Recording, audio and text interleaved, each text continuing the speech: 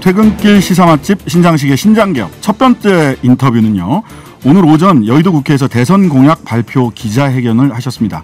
더불어민주당 정세균 대선 후보님 모셨습니다. 안녕하세요. 네, 안녕하십니까. 네네.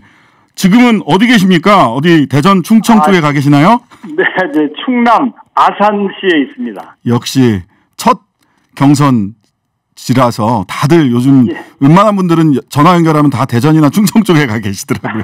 예, 어제 대전에 있었고요. 네네. 그 전에 청주에 있었고. 예. 오늘은 지금 천안 아산 이쪽에 있습니다. 아유, 넓게 다니십니다. 예. 예. 자, 6선 국회의원 하셨고요. 여당 대표, 원내대표, 국회의장, 뭐 대통령 빼고는 다 하셨어요, 사실.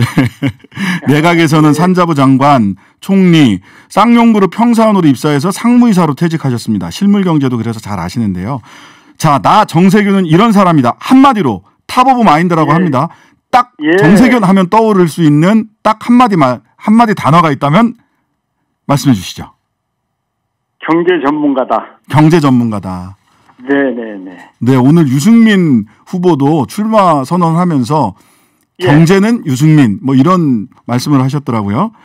자, 그런데 이제 저는 이론도 물론 알지만 실물 경제를 경험한 사람이에요. 아, 그렇죠. 쌍용 여야를 다 통틀어서 실물 경제를 아는 후보는 저 하나밖에 없습니다. 그냥 경제가 아니라 실물 경제 정세균. 예. 알겠습니다.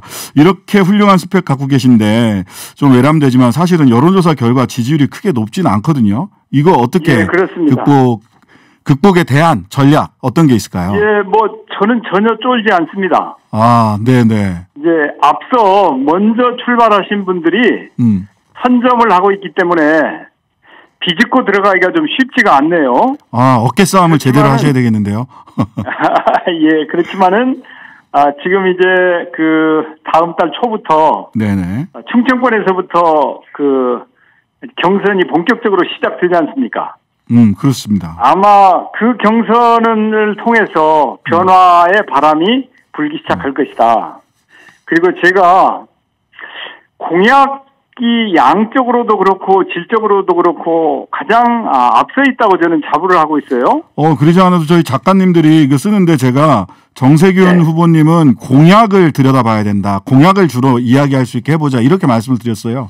예. 네네네. 그래서 이제 공약을 많이 개발을 해서 발표도 했고 또 앞으로도 우리 국민 여러분들과 함께 소통을 할 것이기 때문에 아마 국민들께서 저의 역량이나 또 저의 열정을 알아주실 거다. 그러면 결국은 국민들의 선택을 받지 않겠는가 하는 기대를 가지고 있습니다.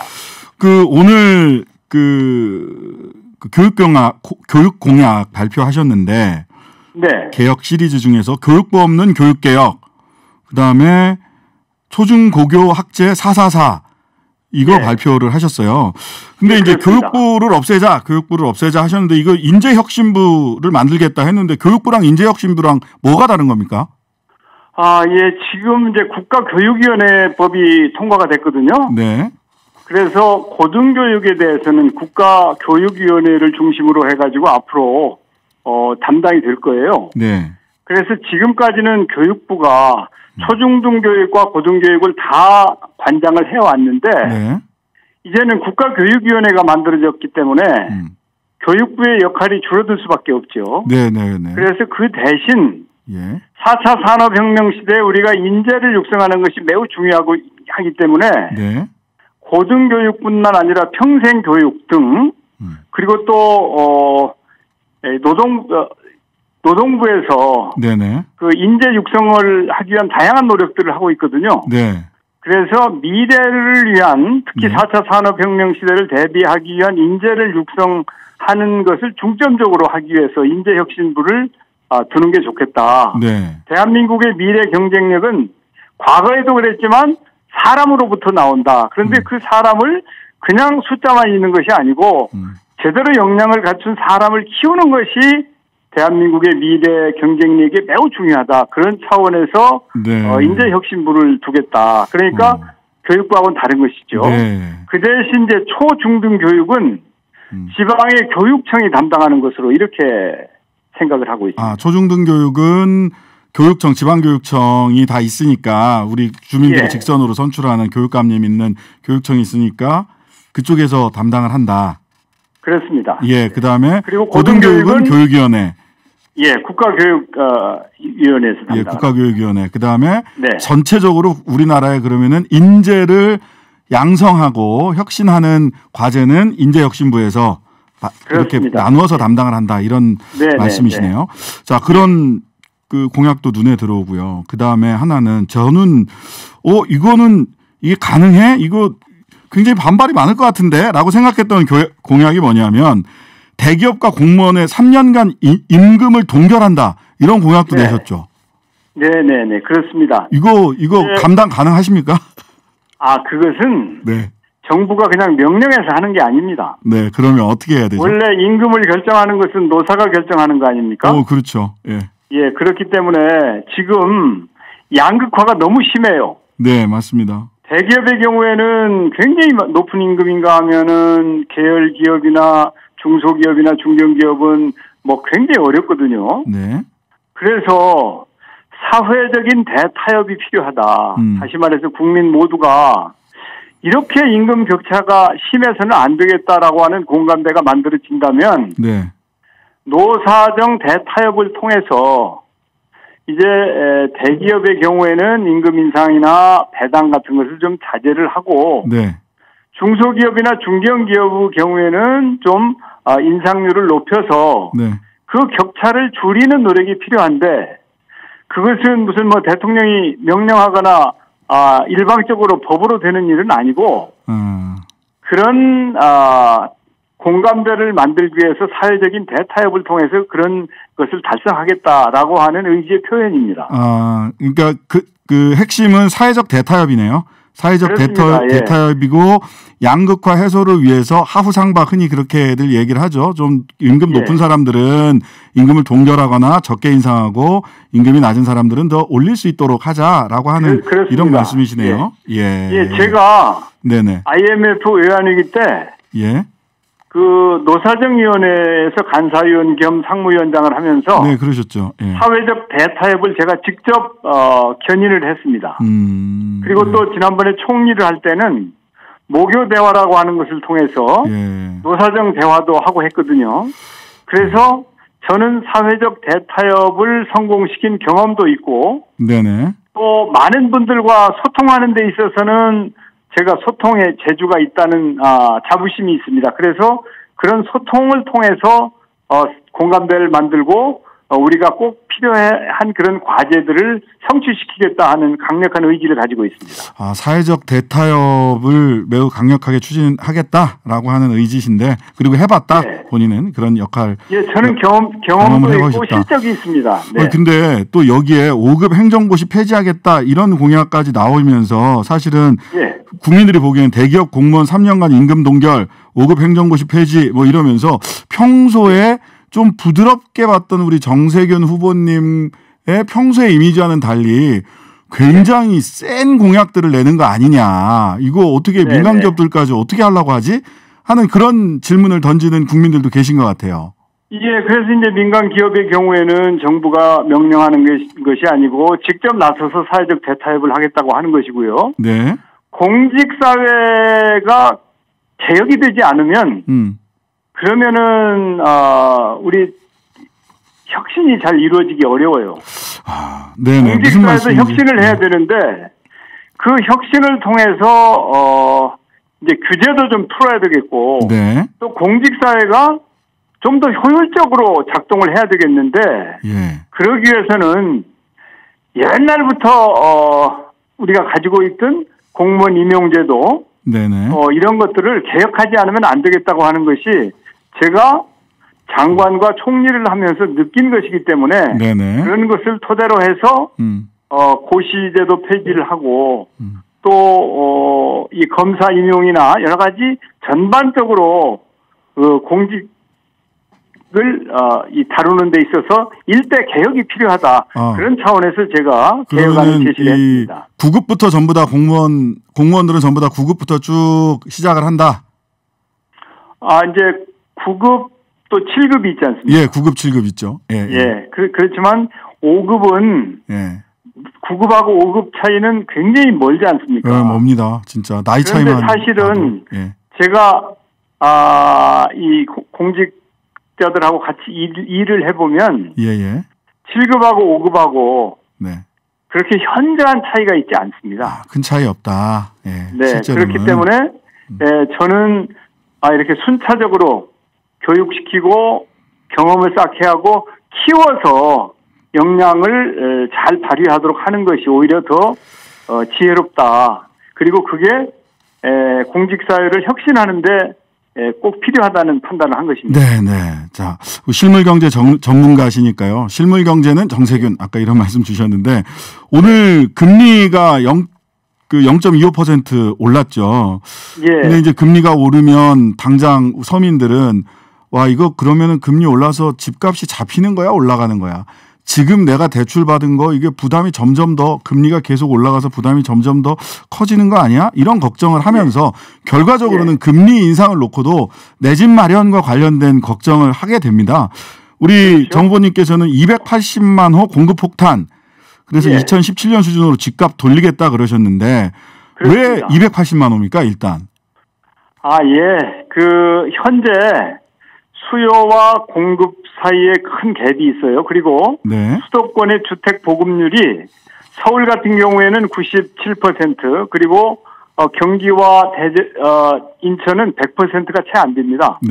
그러면 만성적인 수요 초과 상태이기 때문에 대량 주택을 공급하지 않으면 그러면 집값을 잡을 수가 없습니다. 그런데 그래서 저는 중산층에게는 적정 가격에 자가를 소유할 수 있도록 하고 특히 대량의 임대주택을 양질의 임대주택을 공급함으로 해서 주거 취약계층도 주거 안정을 기할 수 있도록 공공부문에서 130만 호, 민간 쪽에서 150만 호 이렇게 280만 호 정도를 앞으로 5년 동안 공급하면 집값이 하향 안정화될 수 있다 이렇게 보고 있는 것입니다. 그 280만 호는 지금 3기 신도시 뭐 이런 거를 제외하고 지금 기존에 있는 공급 대책으로 채워지는 거를 제외하고 플러스 280만 호라는 말씀이신가요? 아닙니다. 그거 다 포함해서. 다 포함을 해서. 그렇죠. 네. 이게 인구가 지금 계속 줄고 있는데 지금 당장은 뭐 주택이 필요하다고 하지만 280만 호를 플러스 추가로 하는 거라면 이거 혹시 공급이 과해지는 거 아닌가라는 이런 비판을 하시는 분들도 계셔서 제가 여쭤봤고요. 그거 다 포함해서 그런 것이고요. 그 LH 권한이관 관련해서도 말씀을 주셨어요.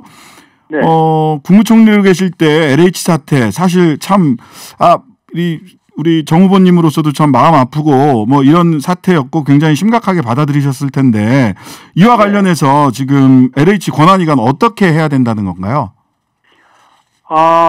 이제 LH에 너무 무거운 짐을 지우기보다는 SH나 GH나 전국에 지방 공기업들이 다 있습니다. 그 공기업들을 활성화시켜야 되죠. 너무 LH에만 집중시킴으로 해서 과부하가 걸려서 주어진 일도 제대로 하지 못하고 있기 때문에 지방 공기업들을 활발하게 역할을 할 수 있도록 개선이 필요하다다고 봅니다. 그러면은 뿐만 아니라 그럼 수평적으로 관할 범위를 지방 공기업하고 쭉 나누자. 토지 부분하고 주택 부분은 그대로 두고 수평적으로만 나누면 된다 권한을 이런 구상이신 건가요? 저는 뭐 그걸 옛날식으로 다시 원점으로 토지공사하고 주택공사를 분리하는 것은 찬성하지 않습니다. 네네네. 그러나 현재 LH공사가 하고 있는 일을 지방 공기업과 분담하는 것은 물론이고 LH가 하고 있던 그런 해외 사업이라든지 또 다른 일반적인 서민들을 위한 정책이라든지 이런 부분은 추진해야 된다. 분리할 필요가 있다고 생각합니다. 알겠습니다. 주택 부분하고 토지 부분을 구분하지는 않는 것이 좋겠다라는 말씀 주셨고요. 조금 지금 좀 논쟁적인 사안이기는 한데요. 그때 소위 추윤 갈등 사태 때 총리셨는데 추 장관에게 사퇴를 촉구했다라고 이렇게 알려져 있습니다. 예. 그런데 얼마 전 추미애 전 법무부 장관이 본인 유튜브 채널 통해서 사실과 다르다 그런 입장을 내놓기도 했어요. 이거 어떻게 된 건가요? 예, 제가 추 장관을 만났었는데 제가 추 장관한테 사퇴하시라고 권유한 적이 없습니다. 없다. 그런데 이제 그 당시에 일부 언론들이 그런 식으로 보도를 한 적은 있죠. 네. 그래서 이제 저희 그 총리실 공보 담당이 이제 그런 건 아니다라고 이렇게 얘기를 했음에도 불구하고 한번 보도된 내용은 뭐 그걸 이제 고치거나 하진 않았고 그냥 지나가고 말았죠. 사퇴를 권고한 사실이 없다. 사퇴하라고 권유하지는 않았습니다. 네. 자, 언론중재법 다음 주 월요일 30일 본회의에서 언론중재법 올라가는데 후보님께서는 언론중재법 관련해서 신중해야 된다. 가능하면 여야가 개정안을 합의 처리해야 된다. 이런 좀 신중한 입장을 내놓으셨어요. 30일 날 어떻게 처리해야 됩니까? 저는 원래 이 언론중재법 같이 이렇게 쟁점이 있는 법안은 합의 처리하는 게 좋다고 하는 것이 저의 기본적인 생각입니다. 네네. 그러나 제가 그런 말씀을 드렸었죠. 이 법이 가지고 있는 독소조항 경우에 따라서 기자의 이 언론의 자유를 침해하는 상황이 있으면 절대 안 된다. 그래서 책임은 기자한테 묻는 게 아니라 언론사에 묻는 게 좋겠다. 그런 말씀을 드렸었는데 그것은 이미 그렇게 개정이 됐거든요. 그리고 또 고위공직자나 정치인은 징벌적 손해배상 청구권으로부터 제외가 됐습니다. 네, 그렇습니다. 예, 그렇기 때문에 독소조항은 해소가 되었다. 이렇게 그러면 판단이 되기 때문에 아마 국회에서 추가적으로 여야가 협의를 해서 합의 처리하면 최선이지만 합의가 안 되면 이 문제를 계속 끌고 가기보다는 처리를 하는 게 옳다고 봅니다. 법사위에서 합의 처리를 위해서 노력하되 합의가 안 될 경우에 법사위에서 마지막으로 통과된 안으로 본회의를 통과시키는 것이 좋겠다. 이렇게 정리하면 될 것 같고요. 이제 한 30초 남았는데요. 우리 후보님 끝으로 국민들께 하시고 싶은 말씀 한 말씀 30초 정도로 정리해 주시면 고맙겠습니다. 무엇보다도 경제가 제일 중요합니다. 저는 경제를 꼭 살리고 싶습니다. 그리고 도덕성적으로 아무 흠결이 없는 저 정세균이 꼭 다음 대통령이 되어서 우리 청년들에게 꿈과 희망을 줄 수 있도록 기회를 주시기를 간곡히 당부드리겠습니다. 네, 말씀 여기까지 듣겠습니다. 지금까지 정세균 더불어민주당 대선 경선 후보였습니다. 감사합니다. 네, 고맙습니다.